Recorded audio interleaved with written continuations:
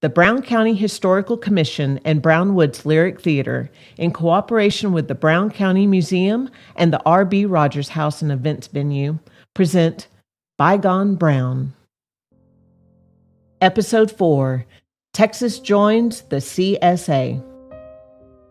In many ways, the early history of Texas is a story about property.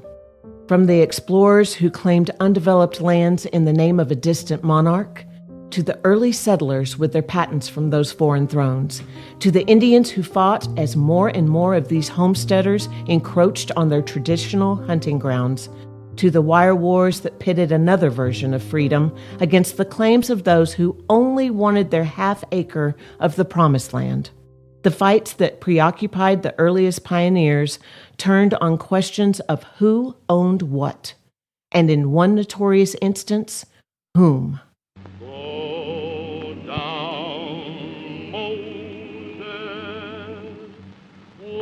Down in Egypt land, tell of Pharaoh,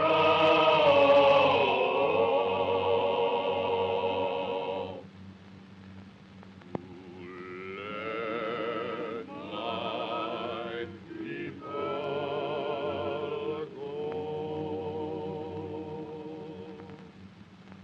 go. Slavery had existed since the ancient world, giving overtly religious men of means a justification to declare the peculiar institution eminently biblical. That divine sanction for owning other people aside, by the time of America's founding, slave labor was integral to its agrarian economy, so much so that the U.S. Constitution of 1789 included slaves in its formula for determining the number of elected representatives each state could send to Congress. This acknowledgement that slaves counted, if only as 3/5 of a free man, entrenched the interest of the slave-holding states and set the nation on a path of self-destruction. In the 1820s, and then again in the 1850s, the admission of new states threatened to upset the balance between free states and slave states that began with the ratification of the Constitution. And by 1858, the tension between the two sides had reached the breaking point. That's when a local attorney in Springfield, Illinois, proclaimed before a session of the Republican State Convention that a house divided against itself cannot stand. I believe this government cannot endure permanently half slave and half free. I do not expect the Union to be dissolved. I do not expect the house to fall, but I do expect it will cease to be divided. It will become all one thing or all the other. Either the opponents of slavery will arrest the further spread of it and place it where the public mind shall rest in the belief that it is in the course of ultimate extinction, or its advocates will push it forward till it shall become lawful in all the states, old as well as new, north as well as south. That young lawyer's name was Abraham Lincoln, and he was campaigning to unseat Illinois Senator Stephen Douglas. Though Lincoln would lose his campaign, the two squared off again 2 years later when both men sought the presidency. Because of his opposition to further extension of slavery, many in Texas were convinced that a Lincoln victory in 1860 would be the end of the Republic. I know I shouldn't gossip and that politics is not a subject for a lady, but one of the women in my church group says that Lincoln might win. And if he does, it might mean war. Why you want to trouble yourself with what them women say? What do you say? I don't cotton to gossip, but I think maybe this time them women are right. Keziah Lee was the daughter of Ichabod Adams, the man who had persuaded the state legislature to send a detachment of Texas Rangers to rid Brown County of Indians after the Jackson Massacre of 1858. She had married the detachment's commander, Brooks Lee, and was friends with Sarah and Welcome Chandler, Brownwood's first residents. In 1860, the U.S. Census showed only 244 residents in Brown County, all of them white. But not because there were no slaves here. Welcome Chandler had arrived with 7 of them himself in 1856, but because the slaves were not counted. The Chandlers, like most settlers to this part of Texas, hailed from other southern states. They relocated here from North Carolina. The Coggin brothers, Sam and Modi, had also been born in North Carolina, but had lived in Tennessee, Georgia, and Mississippi before relocating to Texas. Other families from other southern states followed, and these settlers brought with them their language, their religion, and their way of life. Only 1 in 4 Texas families at the time owned any slaves, but those who did dominated the state's economy and politics. For instance, 73% of the state's real estate belonged to slaveholders, and 60% of all livestock and, critically, 70% of its elected officials also owned slaves. So, when Abraham Lincoln won in the presidential election of 1860, there could be no doubt where the sympathies of the majority of Brown County residents lay. Texas would be the last state to join the Confederacy, and while the outcome was probably inevitable, the reason for its delay can be attributed to the resistance of one man, the victorious general who won Texas's independence from Mexico at the Battle of San Jacinto, the first president of the Republic of Texas, a proponent of Texas becoming the 28th state, and on the verge of the Civil War, the state's governor, Sam Houston, tried to prevent the secessionists from undoing his life's work. South Carolina had been the first state to declare itself independent from the United States, as soon as it had become clear that a split among the Democrats had thrown the election to the Republicans.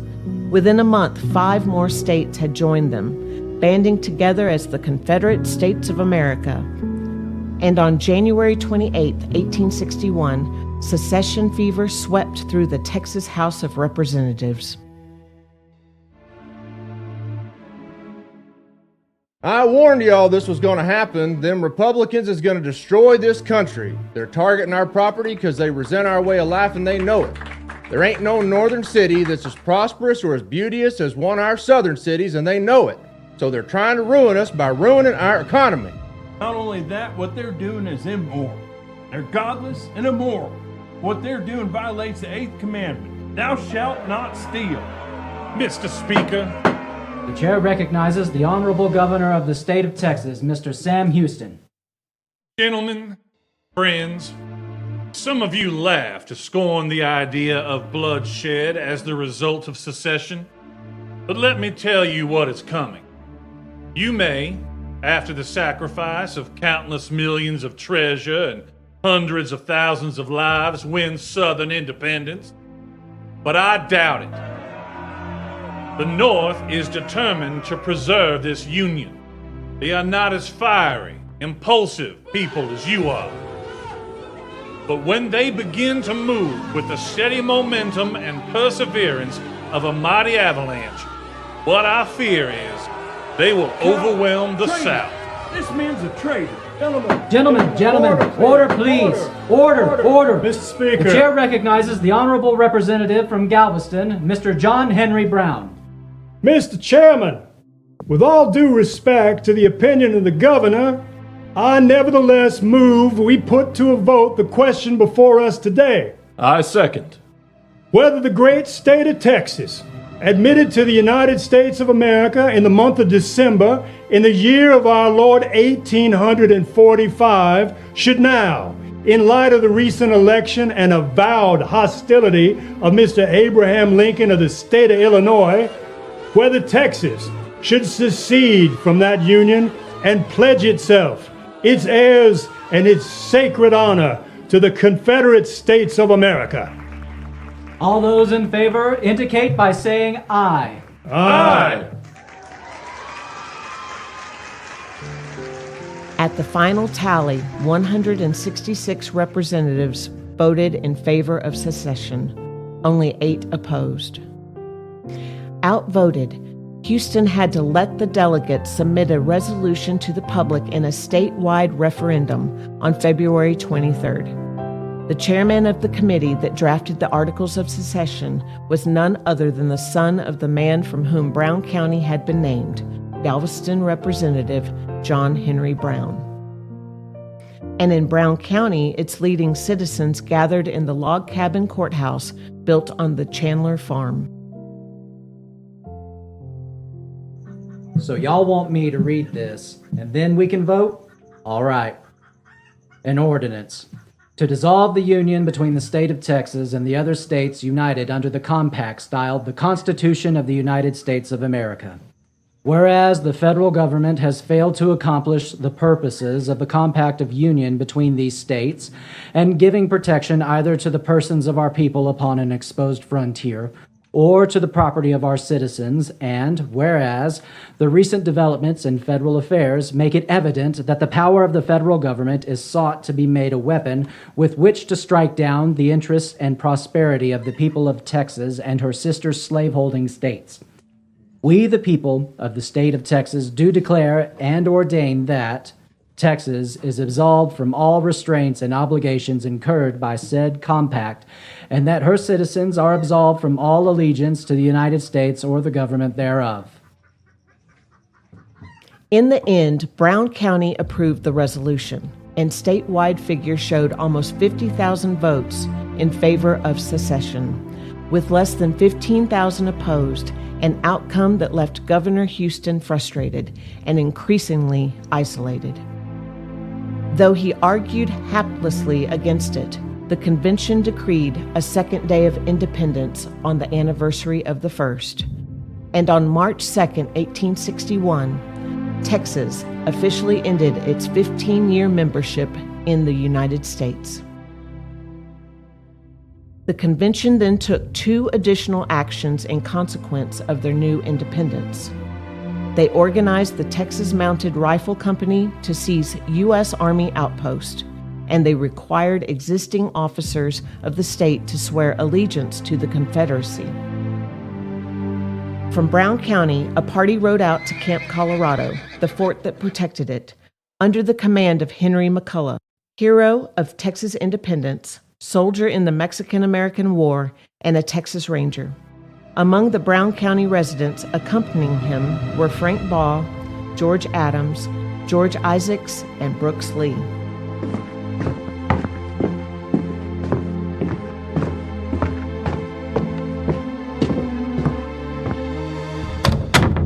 Sir, Captain, sir, the delegation is arriving. Are we ready for them? Fall in. At ease, men. Do not engage. I repeat, do not engage. My name is Brooks Lee of the Texas 1st Mounted Rifles Company. Who's the ranking officer here? That would be me, sir. Captain E. Kirby Smith, United States Army. That makes me your enemy, Captain. You're not my enemy, sir. You're my compatriot. In that case, Captain, you and your men are just ordinary citizens of Texas and the Confederacy, just like we are. We are both, sir. Then y'all can go if you go peacefully. And what of our horses?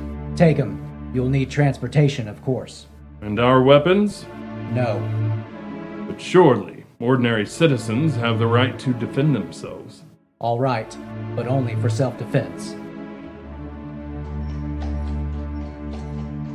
The fort surrendered without a shot being fired, making Camp Colorado the first federal outpost in Texas taken in the war.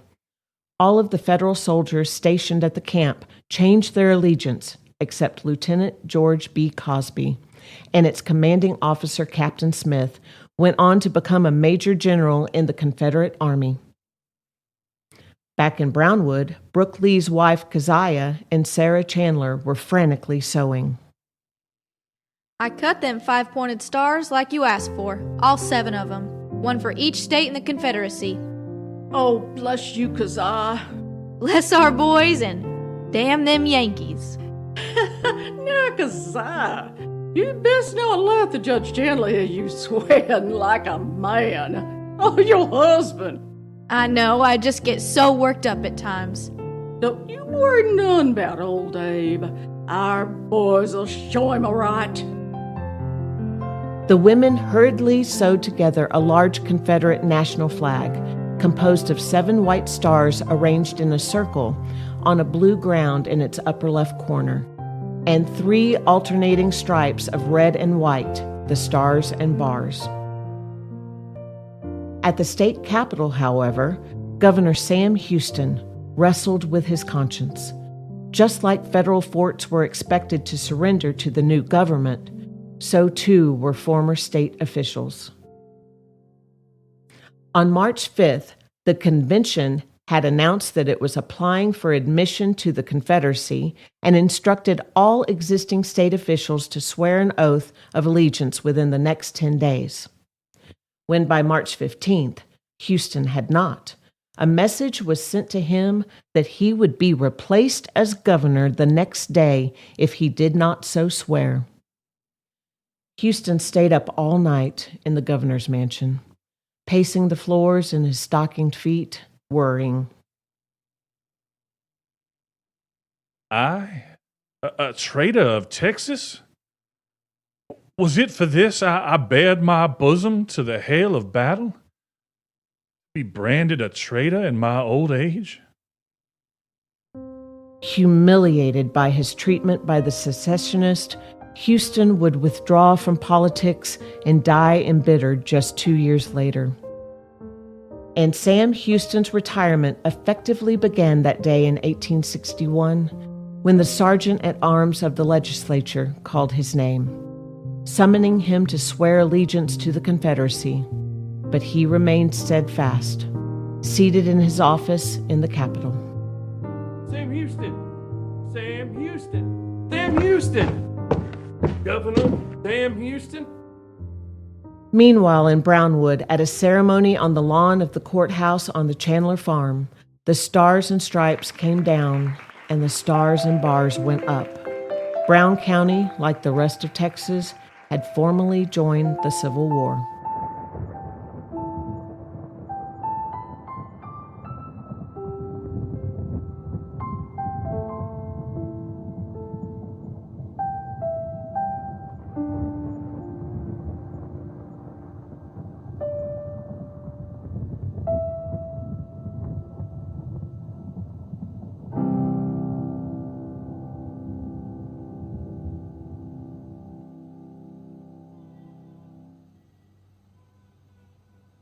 Bygone Brown is a co-production of the Brown County Historical Commission and Brownwood's Historic Lyric Theater.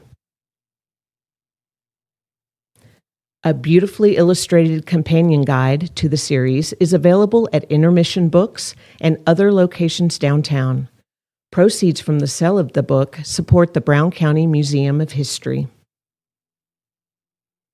Recorded at the elegant R.B. Rogers House and Events venue, Bygone Brown was written by Lamar Cravens, narrated by Tommy Bailey, and featured the voice talents of Dominique Glaske, Jonathan Harvey, Levi Packer, Val Nelson, Drex Holt, Jacob Bierman, Alexander Glass, Walker Willie, Graham Allen, Susie Harkey, Tracy Brandon Tucker, Allison Diaz, Aaliyah Curtis, Mackenzie Lair, Ryan Bailey, and Doug, Shannon, and Aaron Turner.